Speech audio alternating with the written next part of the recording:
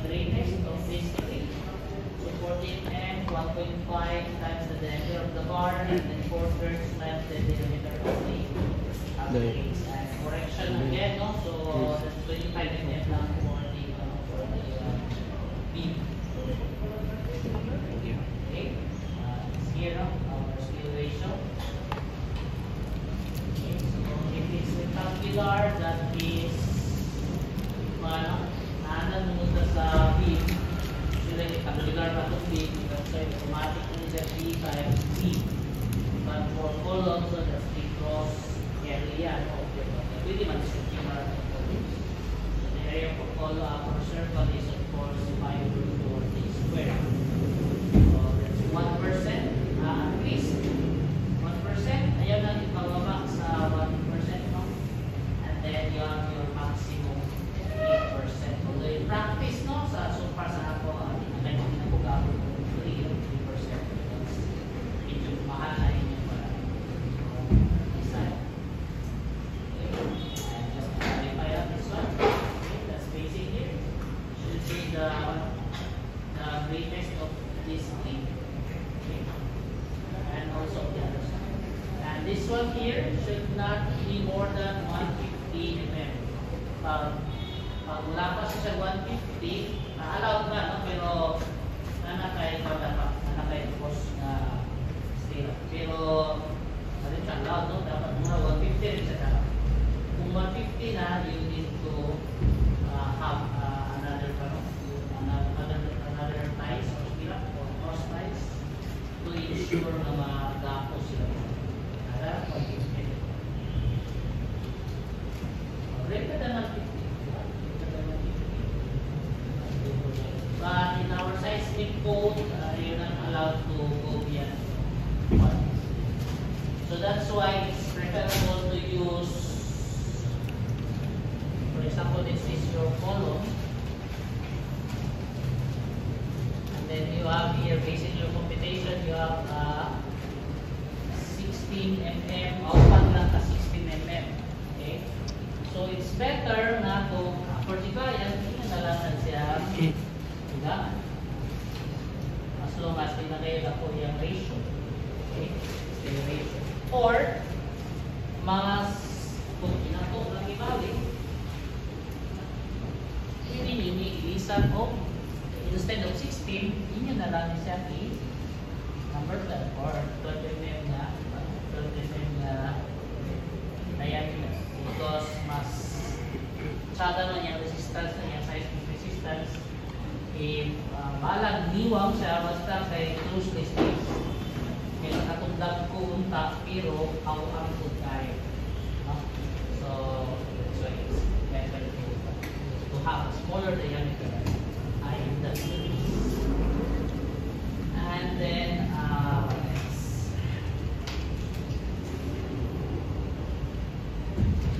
there's spacing. This one, is the same for beams. For the diameter of our stirrup, if 32 or less than 32, you may use 10. I think sa 2010 to siya code, no, or 2001 to 22 mm pa siya. Or kung 22 mm below, it's 10. If greater than, you use 12. So this is it's 32 na lang yung limit. But you have to check also, no, kung kaya ba sa duwa lang ka leg na. So sa limit ang yan, so duwa lang ka, duwa ka leg. So if hindi kaya sa duwa ka leg, you may increase the diameter, or you need to provide another cross line para magulangan ang shear area. Okay, and then for the spacing, we have here for the tax of these are for the spacing for your ties. Confinement you have there your spacing for tie bars, and you have there your pitch, no? spacing method, but it's technically called pitch or your spiral column. Okay. So what's this longitudinal bars? This is from the notes of certain Pedro.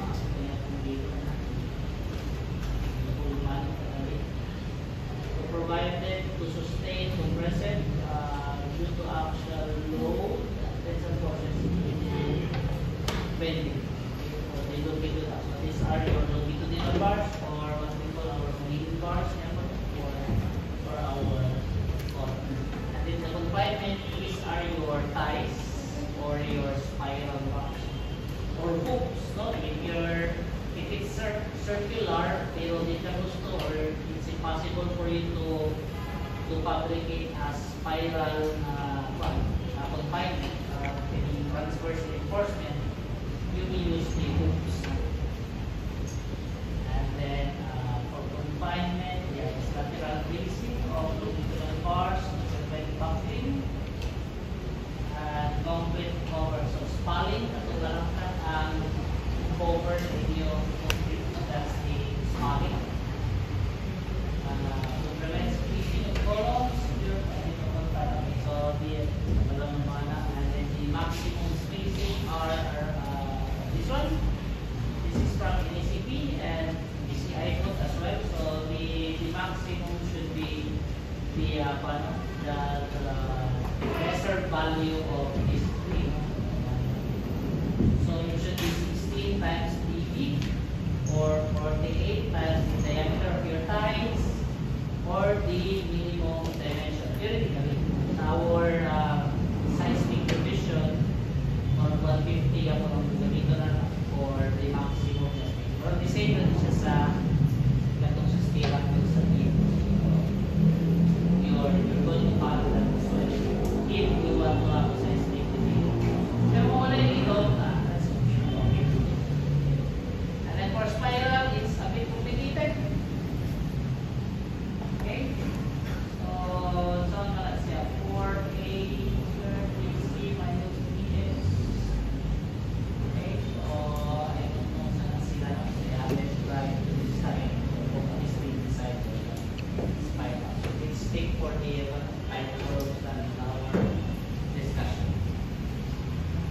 Okay, and then for shear, the same way we have your Vn equals to Vc plus Vs. Although sa atong Vc, there's a bit of difference, no? Because katong 0.17, katong simplified, 0.17 C prime, let's go. No? BD tayo, no? Ano yung lambda?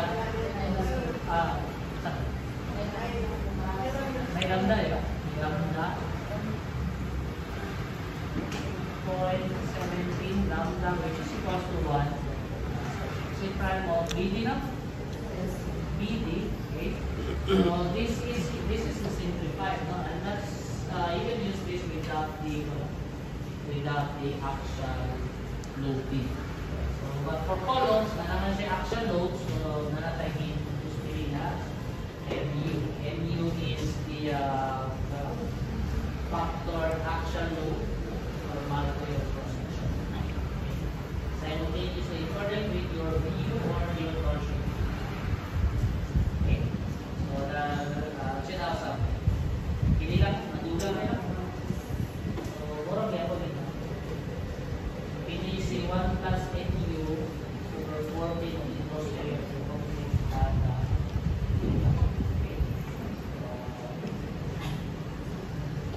this is your stress, by the way, no? If you're going to digest this one, so balik yung mga sa stress equals to force over area. So this 40 feet here actually is your stress. Then these are the factors now. And then this one here is your area. So the same here. Initial is for the stress. This one is for the area. If circular, I mean if rectangular and square. Pero kung circular circular, I think it's still the same. Mausap lang ang area. Okay. And then for the detailed method, hindi siya ka-simplify kaya po. And then if you want the detailed one, tingnan na siya na ano? Gagawin man. Sunod is, umusuway natin. So, ngayon, pinakulan 50 ako pa. Stay sa actual. Diba? Iset naman siya as minimum sa ito ba? So, this one here is H. This is the bigger dimension of your one column. Then the lesser, ilan na ba natin biggest one? At least ilan ako. Nanaya ito siya ay detailed method for computing for the concrete shear capacity. Okay. And then for the survey, you need to have to DC and BS. BS is the same with beams. CES at the top. A FYD over the basic. So the same reaction natin. Okay. And then yeah, this one now is for the seismic provision, I think.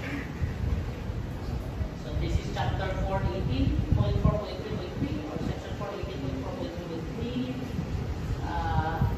At both ends of the columns, hoops shall be provided at spacing SO over the length LO measured from the base of your your LO. So basically, kung sabihin niya siya naman ito yung D. So at this point here, dapat yung spacing is so dapat mo dapat the list of those three shall not exceed the smallest of A through D. So 8 times the diameter of your longitudinal bars. Okay.